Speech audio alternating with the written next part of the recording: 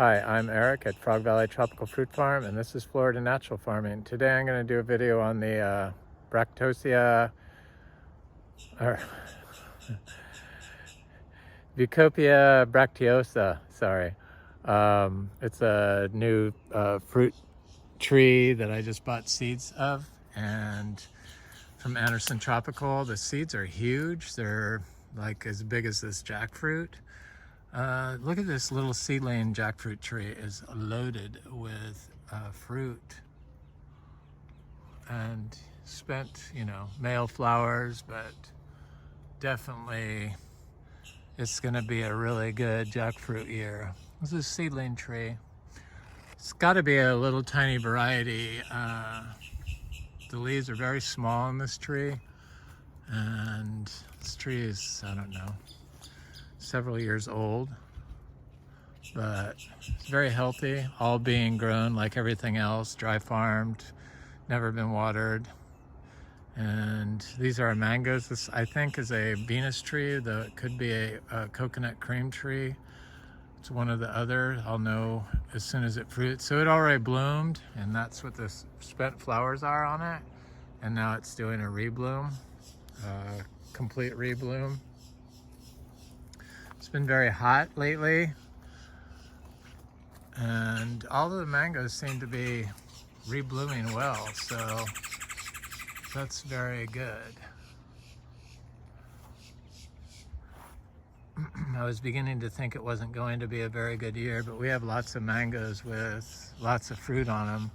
This is a buttercream tree. This is its third or fourth bloom. I've lost track, but it's just now starting to open up, and this is the old flowers, and I'm sure it's going to rebloom on this spent panicle here. These haven't opened or haven't started yet, but the whole thing is pretty much covered in rebloom, so it should be very good. It's a fairly good size white sapote fruit tree. Hopefully I'll get fruit off that tree very soon.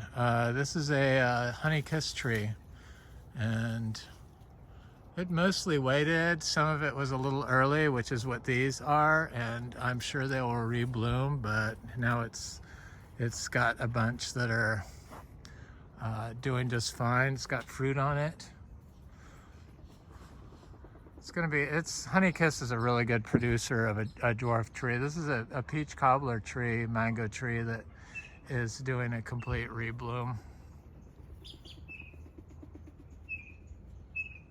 right now. So this is one of our two producing Quaimuck fruit trees, one of my favorite fruit trees.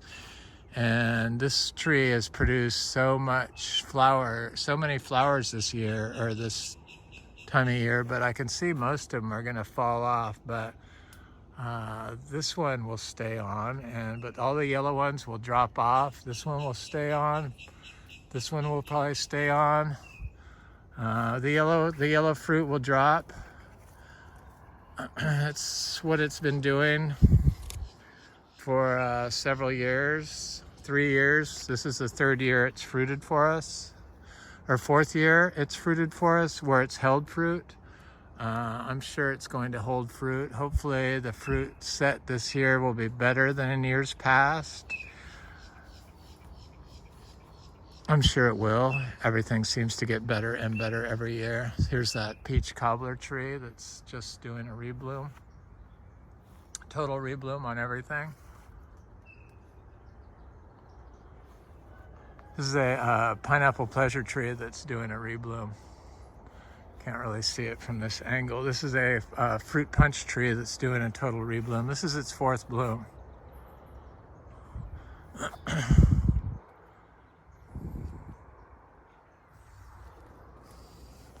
This is a Venus tree that is like on its fourth bloom. I believe there's a big fruit on here too, but I haven't bothered looking for it in a while, but I should find it and see if it's still there. I bet it is, but I don't see it at the moment, but it's probably hanging down. This is a sugarloaf tree that's doing a rebloom. So it's fourth bloom. It's a Venus or sweetheart tree that's on its fourth bloom. It's doing a complete rebloom right now. Sapodilla trees, Rasapote trees, more jackfruit. Look at the jackfruit on here. I've got jackfruit off this tree every month so far this year already.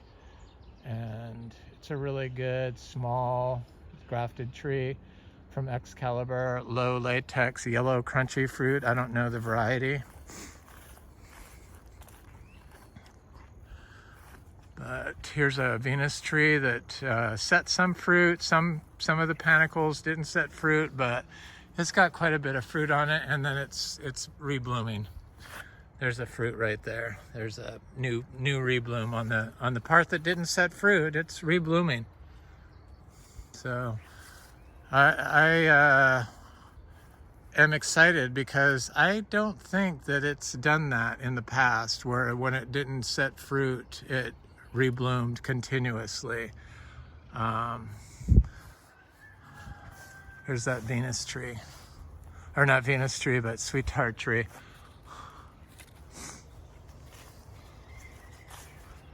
Okay, off to the, this is a big Ingavera tree. There's a Rasapote tree.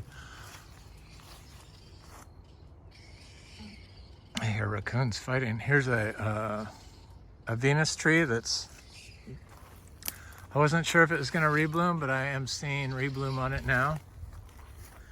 It's a little seedling mango. I planted about 400 mango seedlings from last year's crop. And I planted some before. I've been planting, I plant seeds every year from our fruit trees. This is a Silas Wood Sapodilla. And so eventually it's just everything's going to be filled in here. It's a M4 mango that's reblooming. This is a wax jambu tree, red one. Getting ready to open up. It's not there yet. It's one of those chaya spinach trees with the small leaves. There's our red hog plum. There's a more wax jambu.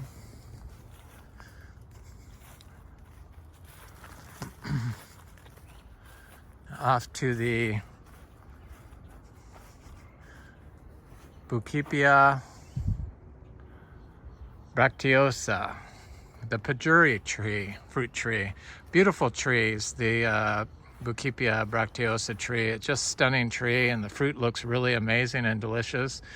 And National Institute of Health had lots of studies, not a lot, but some studies on the effects of the seeds for, I think it was anti-cancerous qualities that it had, anti-tumor. So this pomelo has one fruit left on it, and I hope it lasts.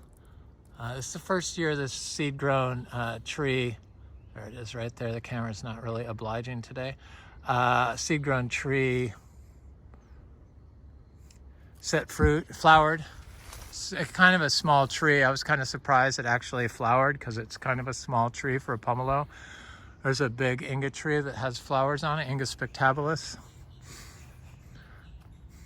It has star fruit still. We have black sapote fruit still. We have bananas, of course. We have 450 banana trees. So of course we're gonna have bananas pretty much year round now.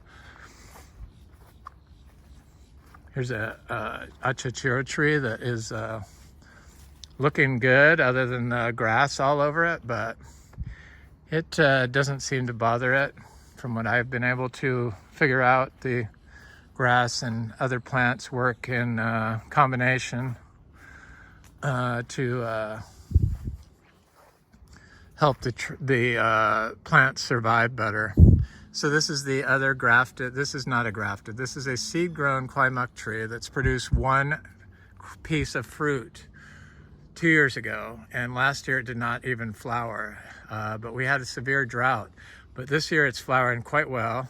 I gave it a pile of our daily compost. That's basically our only input we do anymore, It's just cleaning out the barn once a day and putting a pile of coastal Bermuda hay that's been peed on and licked by the cows and then pooped on. So there's about 20 pounds of manure in each day's worth of daily compost, and that's what that is. And I do the same thing that I use for my fruit tree seeds that I start in pots, because I do start cacao in pots, and I start annona, and I start small seeded stuff in pots, especially if it's rare and expensive.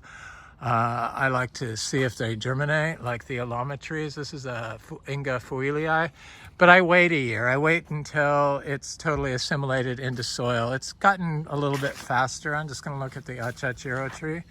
There's a rabbit there. Of course, my camera is not doing very well today for some reason. There you go.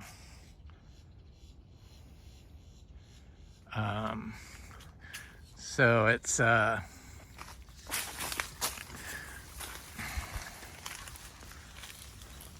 gonna look at this. There's a pile of daily compost I put here. There's a pile of daily compost I put here. There's a pile, that's one day. So 1, 2, 3, 4, 5, 6 days worth of compost in this area, because I wanted this juicy pearl star apple, probably our rarest star apple. This in DPI gold, but this is the juicy pearl from Australia. I really need to do some air layers of this fruit tree, because I need to spread it around the farm more. It seems to do quite well here. It's a seed-grown tree, and Argentium uratum subspecies, I forget the name. It's the juicy pearl. Here's the Achachairu fruit tree, and it's got fruit all over it. This year we got drupes of fruit. In the past, we've only had like one fruit per no panicles of fruit. This year it looks like we have panicles of fruit. Hopefully it's a lot of seeds, because I like to plant all the seeds from this.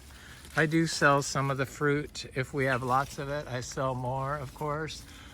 This is the third year this tree is fruited, and it seems to it's beginning to ramp up. This is quite an old tree. It was topped twice by 2 different hurricanes, so it's kind of short, but it's very wide, and it's produced, this is what it's usually done, 1 little fruit per branch, like that. But they add up. And it has a very long season, so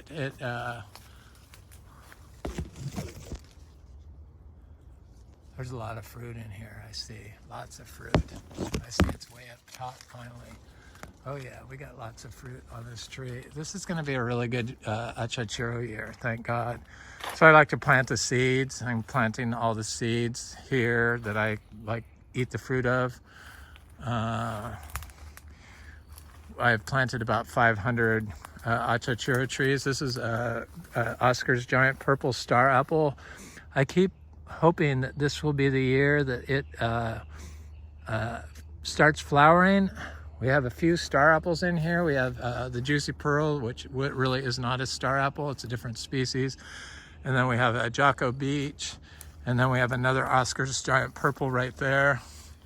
And then a super rare star apple called DPI Gold right here. Kind of a tiny tree. It just took forever to grow, but it seems to be moving. But I have been really pushing the inputs here. Input daily, our daily compost. There's rules against applying daily manure or manure, fresh raw manure to food crops. You have to wait 120 days for fruit trees after you apply it before you can harvest fruit and sell. But I pay attention to those rules. So I'm going to look at the Couepia polyandra, the alasapo. It's in the same genus as the Couepia bracteosa, which I'm going to show. So it's here. It's taken a while to grow. I've been finally giving it some inputs. It looks very healthy finally. Sometimes these trees in compacted spots, which this was right in front of the house because the house is right there, take forever. Like this big seed-grown Couepia tree. It just sat as a tiny little tree for 4 or 5 years, like 6 inches tall, and then finally started growing. That's been the case with that Couepia polyandra, but the alisapo, but it looks quite good now. It's very exciting around here. I love all these rare fruit trees that I'm now getting to fruit, and ones that aren't fruiting yet, like the star apples. So it's stuff to look forward to. And then I have all these achachairos, 500 achachairos, and 18 other types of garcinias that we grow. Is it 18 or 17? Anyway, I lose track. So I think it's maybe 17 other. And then citrus, all the different citrus species we grow from seed. Most everything is grown from seed here. Several different types of Talisia species. There's one right there. There's one right here. There's another Achachairu. And then recently we started planting ultra-tropical trees. The Durian. And the Durian survived the winter. The Pulasan survived the winter. There's a Durian. The coffee, of course, is very cold hardy. If they can grow it in Santa Barbara, you can definitely grow it here, and it seems to do quite well in fruit. The Pulasan tree that sent out new growth during the winter is not nearly as cold sensitive as people think. At least in this part of Florida, there's a durian that the rabbits got. But I have a durian over here that was planted a little later. Or no, it was planted before winter set in, and in fact I did a video on it, and it's got all new growth on it. So it's right here, if this camera would cooperate. But this is the leaves that survived the winter. It really did not drop leaves at 39 degrees, so I'm not sure what the reasoning is for that, whereas like guanabana will drop its leaves at 39 degrees. Even if it's got cover over it. So this does have some cover around it. It's got this great big giant nitrogen fixing guanacaste tree. Here's my little citrus I've been starting in pots in my daily compost. So I wait a year until it's just become soil. So this is a new batch. And I wait for leaves and our plants to grow, weeds to grow in it, and then I scrape it up and I put it in pots, and that's our compost. I don't do biodynamic compost. We're not biodynamic certified any longer, nor are we organic certified. So these are my Clementino rubino seeds that I got from Virginia fruit growers, and it looks like I got 4 seeds. I didn't think that the seeds were going to grow, and then I got one of those other types of citrus there, but the Elamis seeds are not coming up that I planted not very long ago. So here's my Couepia B-E-A-U, or is that it? B-E-A-U-E-C-P-I-A?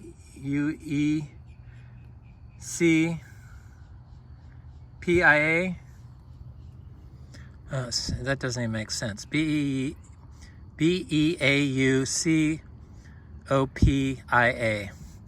Bracteosa, B-R-A-C-T-E-O-S-A. Look at the size of these seeds. So I got these from Anderson Tropical. They're quite expensive. This is the Pajuri, the Couepia. I guess I misspelled that again. C-O-U-E-P-I-A. That's it. Bracteosa, B-R-A-C-T-E-O-S-A.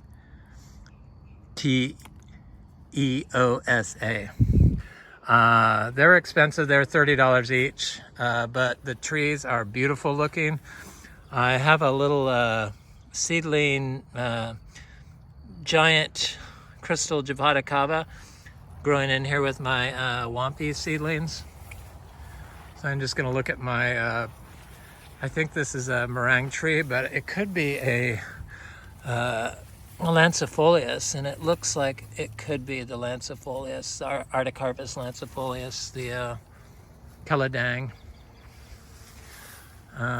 But I bought a seedling online from Nine Waters of the meringue, so I'm going to look at that. I planted it already. So here's our petali tree. I like to test little inexpensive seedlings to see how they do. I do plant them all bare root. It does make a difference. They always survive. This is a petali tree that survived the winter, no problem. That meringue tree or Keladang tree survived the winter, no problem. Never showed any cold sensitivity whatsoever. So I bought a little meringue tree. It was kind of a spindly looking little seedling tree. Very cheap, $21, including shipping. I removed it was cocoa core. I hate cocoa core. I hate peat. But that's what people use to start fruit trees in. I hate both those products, but what are you going to do? They have to have a non-soil medium in order to sell them. That's how it's set up. So I can't really blame the nurseries. But here is it looked instantly better and got thicker almost quickly. So here's the little meringue tree I got from Nine Waters. Yeah, Nine Waters. The numeric Nine Waters, W-A-T-E-R-S. He sells on, or she or whoever sells on Etsy. And I put it right here, bare root. I remove the soil and I rinse the roots in rainwater. And then I directly sow it right there. I don't water it. I just put it in the soil. It instantly looked better. In fact, it looks like it's thickened up. I collect licula palms. I have quite a few of them growing around. They seem to do just fine. Growing naturally without being watered. And the mangostana, Garcinia mangostana from seed, like 7-8 months old. It's 20 inches tall. No problem with the cold whatsoever. But you do have to have, I don't do cold protection on our plants here. These are our cacao. Some of them, we grow about 100 cacao seedlings, all seed grown.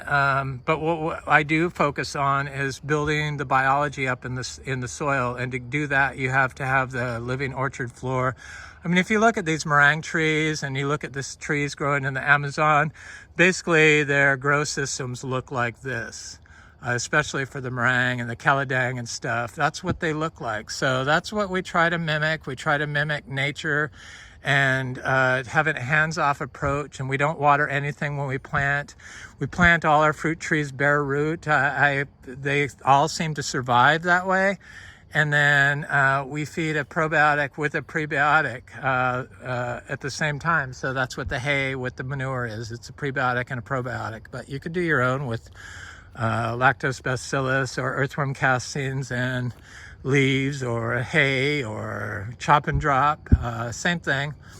No two systems should be identical, but you should all be woven together with the common thread of biology and soil health.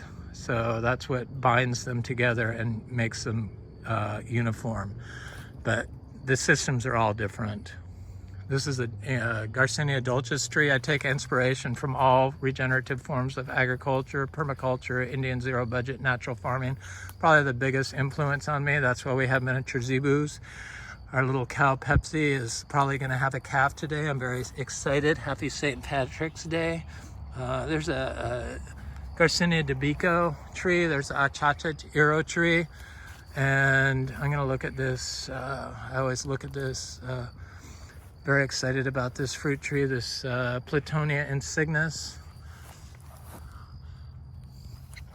Looks very good right here. Seed grown. It's sprouted during winter, so it obviously is not that cold sensitive. I don't see my Garcinia latissima is coming up yet. These rose apples should be blooming by now, I would think. They're getting quite large. This is a Nuclea latifolia that I was hoping was trying to flower, but I don't see flowers. I see new branches. That's okay. New branches is okay. Looks like a good fruit, like a giant strawberry. It's supposed to be very medicinal. I make teas out of all the leaves of these rare tropical fruit trees. There's a little cacao, Trinitoro cow, and it's growing adjacent to this Primo Selecto Achachairu selected from Bolivia. It's the Bolivia Achachairu is the Bolivian mangosteen, and in Bolivia they grow commercially naturally. They naturally grow Achachairu commercially in natural farm systems. So that's where I take inspiration from. I take inspiration from where these crops are indigenous to, whether it be Bolivia or India for mangoes. And that's why we use the miniature zebu manure and make compost out of it and use it. And then we combine known soil health methods, and one of those is to have a living orchard floor rather than a wood chip. So I have applied wood chips. They couldn't get me there. The living orchard floor, though, gets me there. I see a little cacao tree growing in there like that. The trees grow right through it, and all these rare aroids seem to do just fine in it also. So it's very exciting. Another tree that was really shocking to find that we could grow here in Zone 10A in Florida, a dry farm naturally, is this Kepel tree. Never showed any cold tolerance. You do get a certain level of cold protection when you have all this cover and overstory trees, though this tree does lose its leaves, but just the biomass of that giant tree there is enough to keep the temperature just a little bit warmer the closer you get to it. So when it gets cold. So here's our fruiting cacao tree. This is a yellow ribbed. People have issues growing cacao and want me to do videos on them, but I have done videos on growing cacao, and I'm gonna wait to do another cacao video until I harvest this fruit and then show how I plant the seeds, because you have to have fresh fruit in order to always be successful germinating cacao seeds.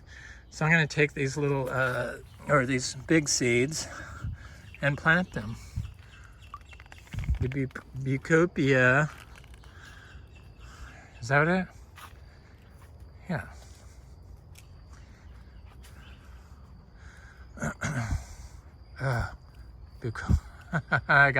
I just messed up on the name so much.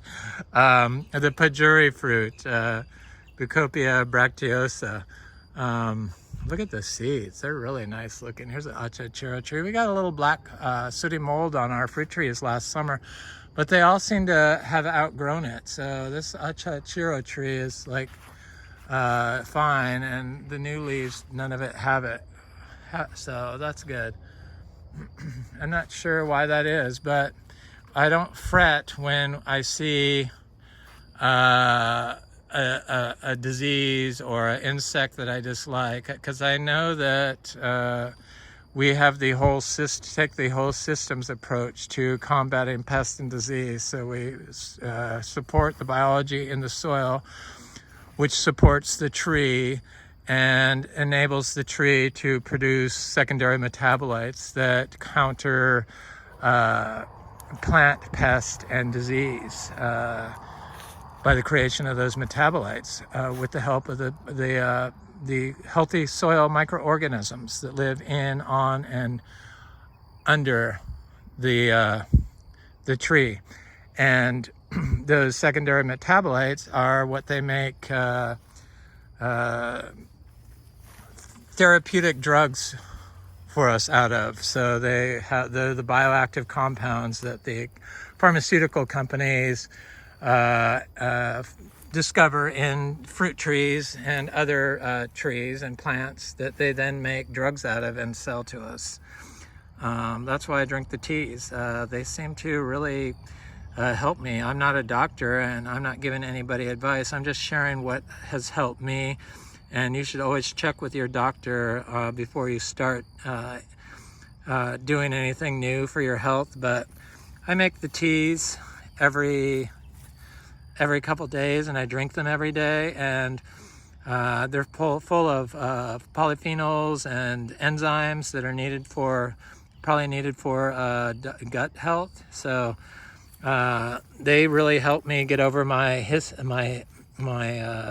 I got when I went on vacation and became allergic to all this food because of the food I was eating when I was on vacation. So I dug this hole about 6 inches deep, and I try not to disturb the soil. Look at the soil horizon. So on top is all this soil aggregation going on, and it was all white sand. You can see the sand there, but you could also see the aggregates. They roll, and then it's just the sand gets lighter and lighter underneath, and we never had soil aggregation when I moved here. It was just compacted white sand. So I'm just going to do that and put it there, and then cover it with some weeds. So I did get this plastic stake. I'm very anti-plastic. It has a metal bottom, but it's what we use for hot wire for our cows. And it's very impossible to get away from plastic. I mean, it's floating through the air. We're breathing it in our homes. It's been shown to cause cognitive decline. They're finding in mice, and they found that it's lining people's aortas that have artery issues. So clogged arteries have plastic. Like 53% or 58% of the people had microplastics in their arteries, and they figured it increases your chance for stroke or some sort of arterial infraction. Is that what it's called? Infarction, or anyway, some sort of heart attack type symptom increases 400%. That's crazy because of plastic. And they've also found that it is causing gut dysbiosis. So it's lining people's intestinal and their gut. And if your gut's not working correctly, you're going to have gut dysbiosis. So that's why I talk about plastics. I really feel that that's probably what's going to take out a lot of life, including us. But I don't want to get on that. It's too sad and depressing. So here's the other seed. I guess they have a very low germination rate. So I'm hoping, because I paid $30 for these seeds, that they do good. This had the same top part of the soil. Try to get some right here. This was the top part, and totally covered with soil aggregates. Come on, camera, you can do it. There we go. And here's one right here, but there's one hanging there from a root. But this is it. They are just mineral and carbon and enzymes and biology and bits of root, and they're stable. So I always, when I have my seeds, I soak them in water, and I find a soil aggregate, and you can see them drop. That's not sand, that's soil aggregation. That was supposedly impossible to do on sand. So it's because of the living orchard floor, and because I did so much biological sprays. And then now that we apply just probiotics and prebiotics, I probably could have got away with the only thing doing was a little, leaving all the dead wood and stuff. A lot of people clean it up, but I spread it around as, after hurricanes and stuff, because we get a lot like off these trees. I evenly spread it around the farm. Here's a branch right there, in fact. And there's some here. And I then sprayed like lab all over it and did all kinds of biological sprays. I just did a video on biological teas, so I'm not gonna get into it anymore. Anyway, so that's my Couepia Couepia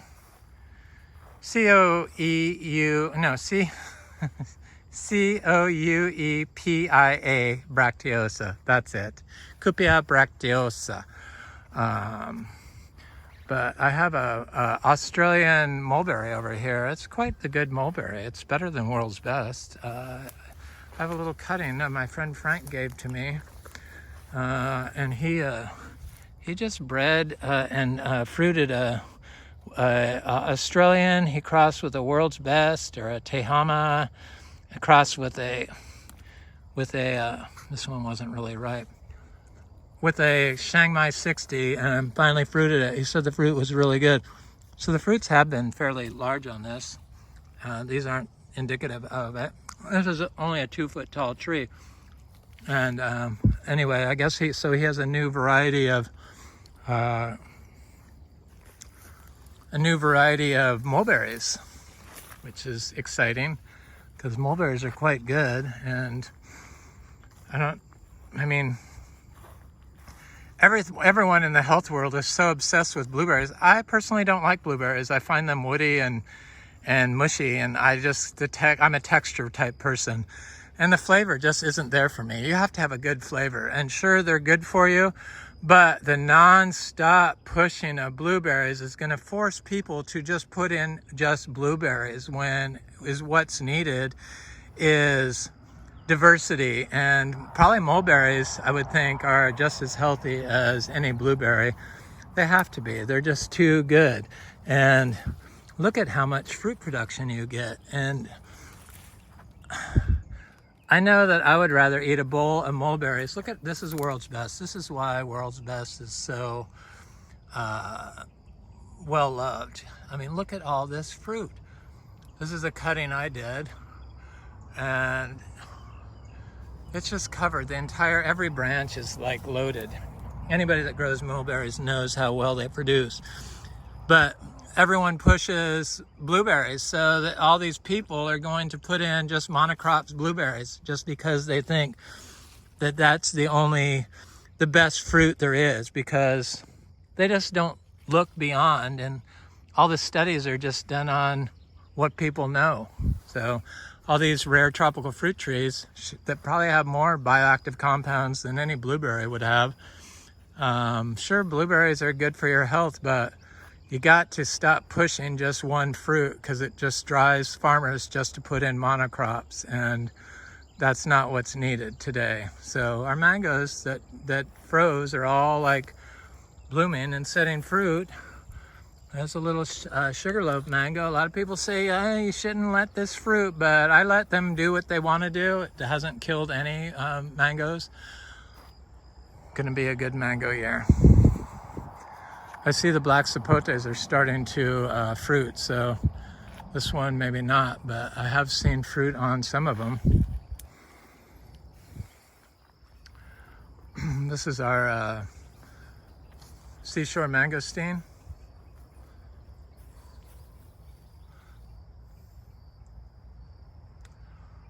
Got lots of fruit on it.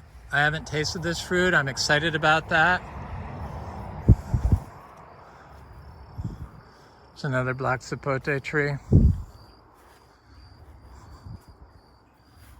This is one of the lemon drop mangosteens, the Garcinia gardneriana. It's got some droops going on, but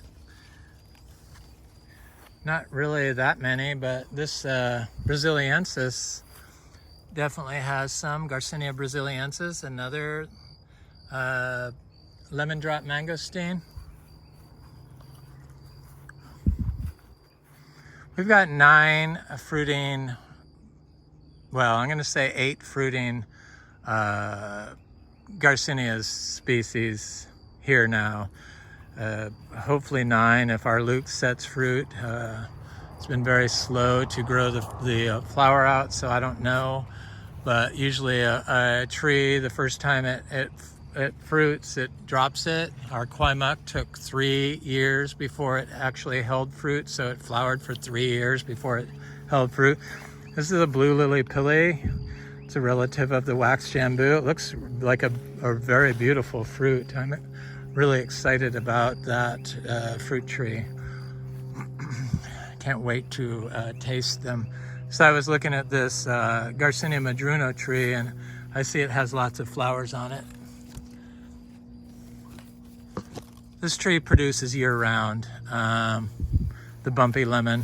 It's quite an expensive fruit, but not worth the price they charge. I'm glad I have it. I want it to cross with other Garcinias.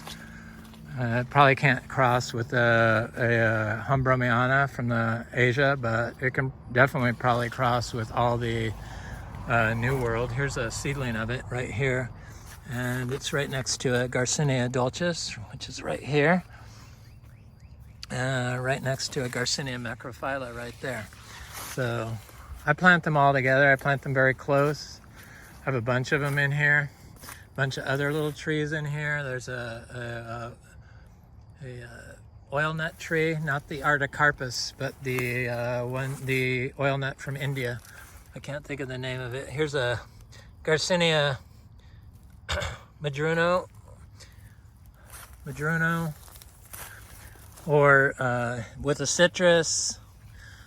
And there was another Garcinia right in here that, it's right here. Lindero or something, one of the two. And then I have the Luke's Garcinias everywhere. I have about 100 Luke's Garcinias. They're like all different sizes, all planted at the same time. Here's one right here. They seem very easy to grow. I'm positive that I can get Garcinia mangostana to fruit. It doesn't seem affected by the cold at all. If it was that cold sensitive, it would have acted like the breadnut tree, or even the durian seemed a little more cold sensitive. But the Garcinia mangostana didn't show any cold sensitivity at all at 39 degrees, none. And it should have. If it was very cold sensitive, it would have shown. But it does depend on how you're growing. That's what it depends on.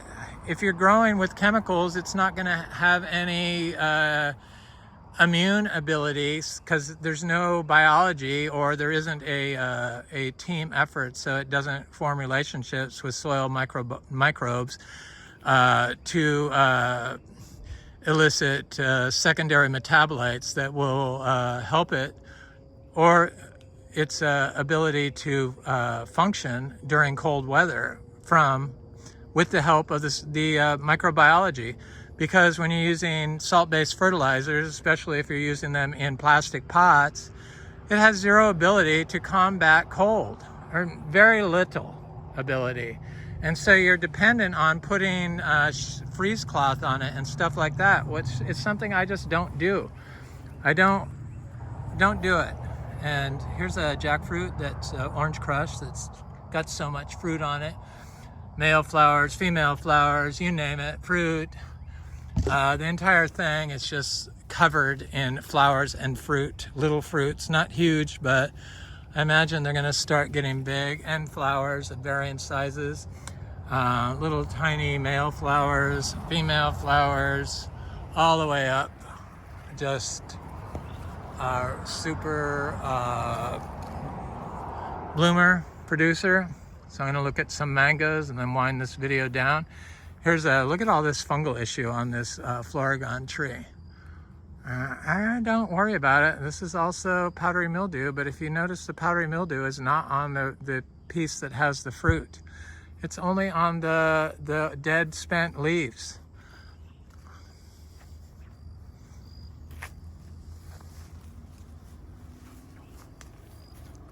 Look at all the powdery mildew on this.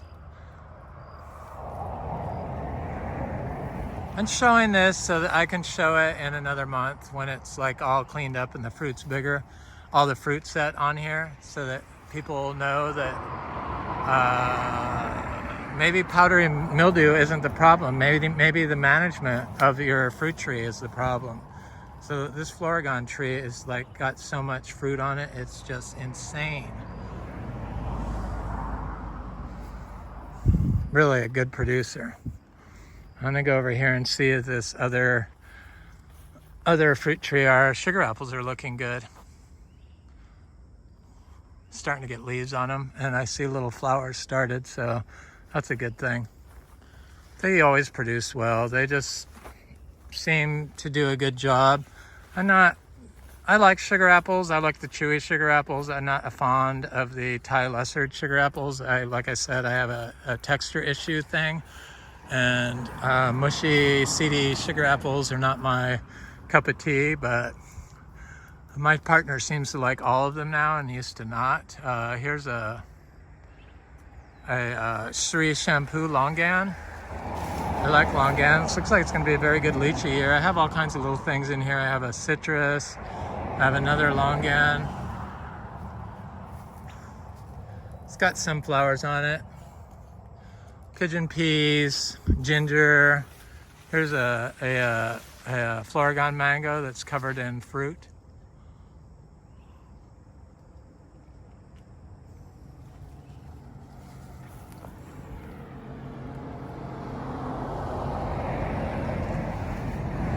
We do have 270 producing mango trees, so we're gonna, every year seems to be a good year for mangoes here finally.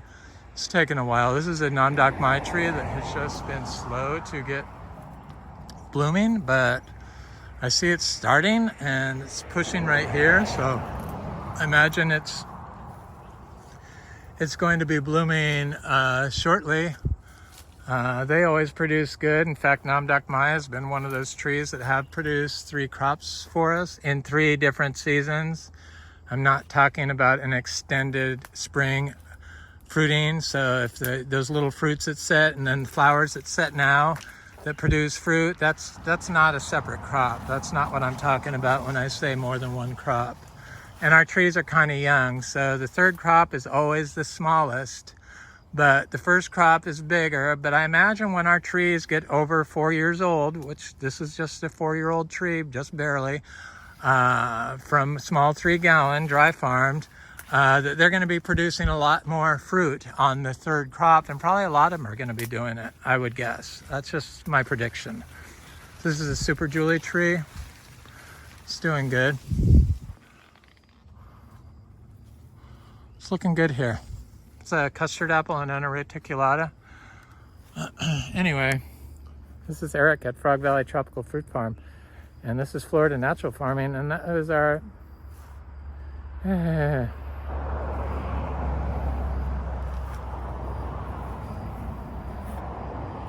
Pajuri fruit tree. Can't think of the name. Couepia